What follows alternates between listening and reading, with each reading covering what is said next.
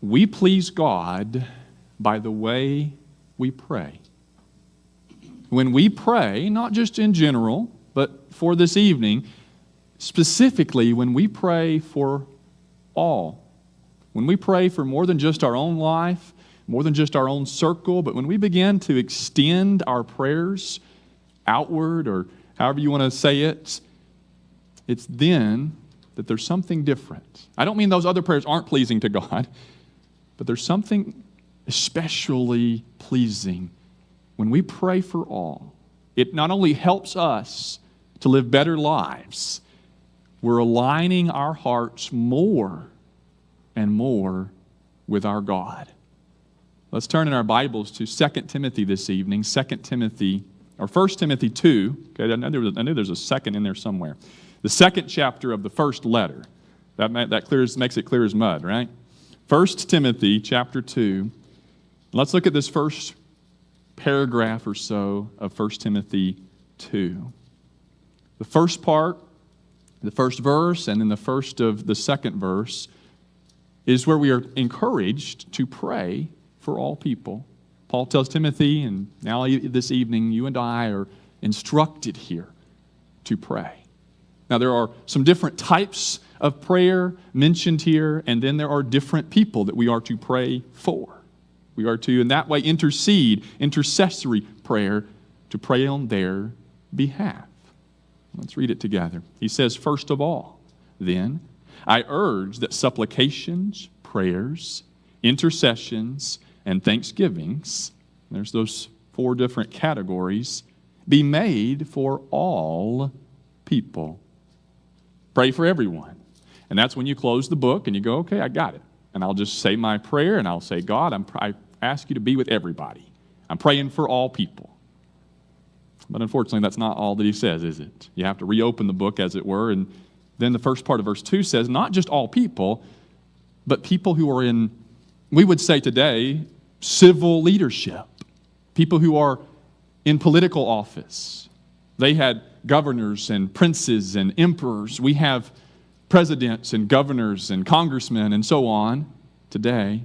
He says, for all people, for kings and all. That's another time you might wish, that wasn't in there, right? Like today, what if they don't agree with me politically? Or what if they're not affiliated with the party that I'm affiliated with? Or, the letter behind their name is what? I'm pretty sure it says, for kings and all people who are in high positions. God wants us to pray and to broaden our hearts for prayer to include the people that are over us in civil positions. He never said it'd be easy, always. And it's not lie. I mean, he's writing, it'd be one thing if he was writing during a time of, when everything was very easy and happy-go-lucky, and they had the most perfect democratic republic form of government, but they didn't. And as much as we might bemoan and discuss the failings of our government or other governments around the world, Paul writes to Timothy in the Roman Empire and says, pray. And he's encouraging Timothy to encourage the other Christians in the Roman Empire to pray. And you can almost hear somebody at Ephesus going to Timothy and say, you mean Paul wants me to pray for Caesar? Pray for all. Why? Well, he then says, the rest of verse 2, that it helps us. It's good for our lives. He says that, it's a purpose statement, right? That we may lead a peaceful, and once again, there's 4 categories. A peaceful and quiet life. It's the first 2. And they're somewhat coupled together. And then a godly and dignified life. He says, godly and dignified in every way. What does that mean? Is it that somehow our prayers will shape the decisions and maybe keep persecution down or maybe make things easier for Christians? Possibly. Now, by the way, persecution is not always seen as a bad thing in Scripture. That's another discussion for another day. But could it also at least mean this? That when I have a prayer life like that, when I broaden my prayer, when I'm willing to pray for even tyrants like most of the emperors, if not all of them in some way were, that tends to change my heart. When I give that to God, not that I'm not saying Christians can't be involved ever at all in politics or can't even maybe serve in a position of leadership, but it's when ultimately I'm letting God take care of that. I'm praying about it, I'm letting God have it, that it makes it easier for me to be peaceful and quiet and to be dignified and honorable.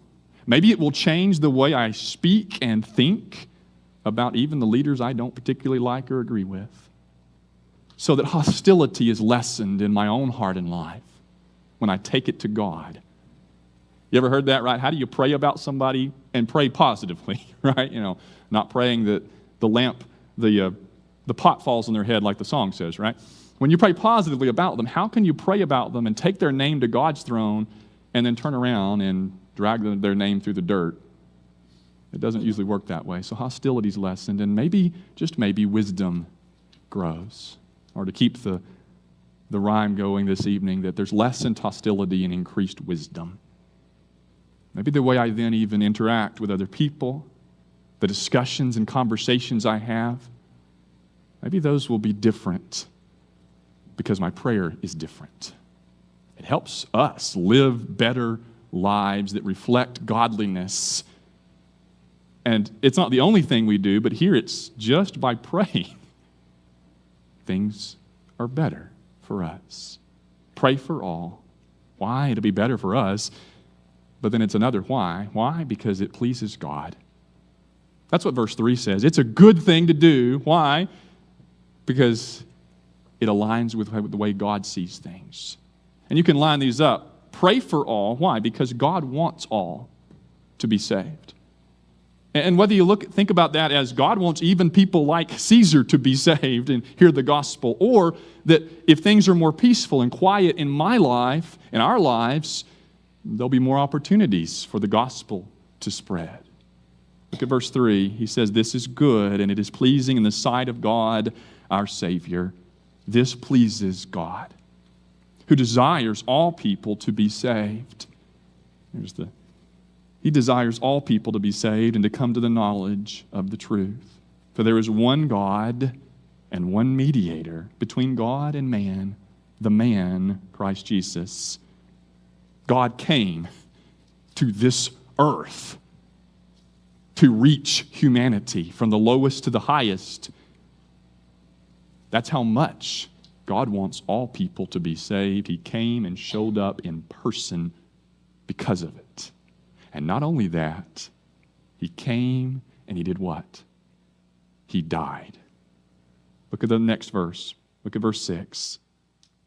Verse 5, if we were being theological this evening, would be the incarnation, the God-man who is the mediator between God and man, who gave himself, verse 6 says, as a ransom for all, which is the testimony given at the proper time. One thing we can do this week, in all of the chaos and all of the discussions and debates that we know will please God, is when we pray for all. It pleases God, and it aligns our hearts that much more with the God who wants all to be saved through the knowledge of the truth of Jesus. That pleases him. And may that be the invitation this evening.